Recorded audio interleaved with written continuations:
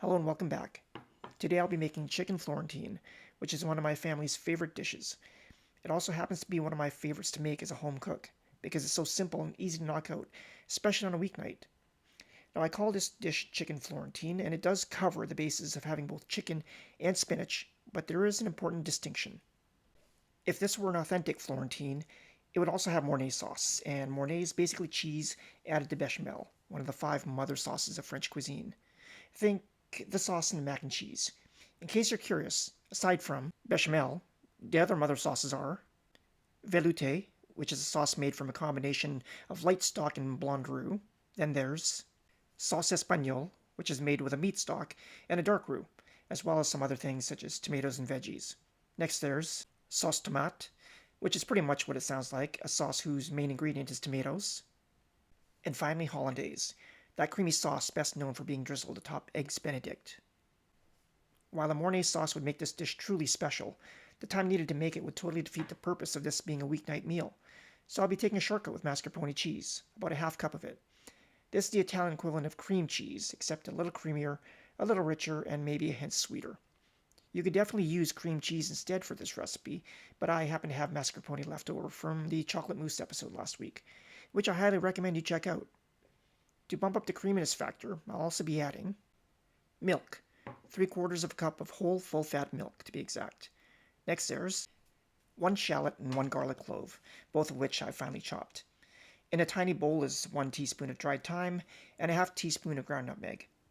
I bought my nutmeg pre-grated because my local store didn't have any whole nutmegs available.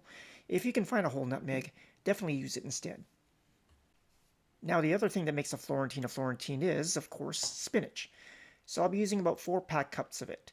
This is the pre-washed stuff that you can buy in tubs at any grocery store. So convenient and absolutely perfect for this recipe because who wants to waste minutes washing spinach? Finally, there's the chicken. A lot of recipes recommend using chicken breast, and that's fine, but I prefer using chicken thighs. They just have more flavor and they're more forgiving to cook. These are bone-in chicken thighs, which will give even more flavor, and that skin is going to turn golden and beautiful. You'll see in a minute. To prepare them, I just trimmed off the excess fat and any loose skin.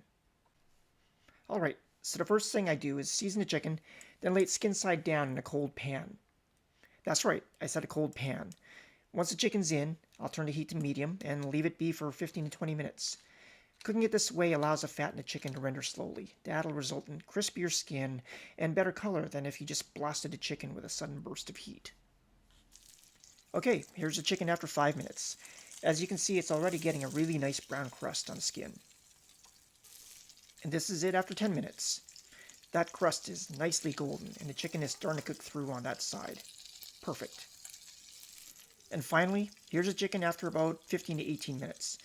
I don't know exactly because I got put away to take care of some daddy-daughter business, but that's where the forgiving nature of chicken thighs that I mentioned earlier comes into play. Because unless you really go overboard, it's hard not to cook thighs that are still juicy and delicious, even if you let them go a bit longer. So now that these thighs are ready, I'm going to flip them and let them go about 10 minutes on the other side. Alright, these thighs are about 90% cooked and they can be pulled out. So next I'm going to add the shallots to the pan and just sweat them for a minute. Then it's in with the garlic, then the thyme and nutmeg. I'll mix them with the alliums and oil that's already there, and that'll allow their essential oils to bloom a bit. You'll really notice when the aromas come wafting up. It's intoxicating. They only need about 30 seconds. Then it's in with a mascarpone cheese, followed by the milk. I'll stir that just until the cheese is melted into the sauce. Then hit it with some salt and pepper. The last step is to return the chicken to the pan. I leave the pretty side facing up for presentation purposes, and turn the heat down to medium-low. I'll let this simmer gently for another 10 minutes. Here I am at the 5-minute mark, just checking to make sure nothing's drying out. The sauce is looking pretty good. It's right where I want it. If it was a little too dry, I could add a splash of cold water, and that loosened everything right up. And we've reached 10 minutes. It's time to pull the chicken out one last time and add the Florentine to this chicken Florentine. I'm just going to dump my spinach in all at once into the pan. I can even turn the heat off at this point because there should be more than enough residual heat to wilt down the spinach. And as I just said, if the sauce looks like it's getting a little dry or clumpy, mix in a splash of cold water to smooth it out again. Here's the spinach, doused in sauce and ready to pull out. I don't want to take it much further than this, or the delicate leaves will begin shredding, and I want the spinach to be recognizable in the final plate.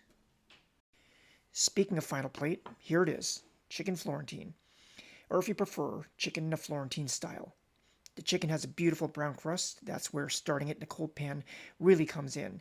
And vibrant spinach and a delicious, silky sauce that may not be Mornay, but I don't think anyone's going to complain. I know my family won't. And that's it for chicken Florentine. I hope you enjoyed this video and that you decide to give this dish a shot yourself.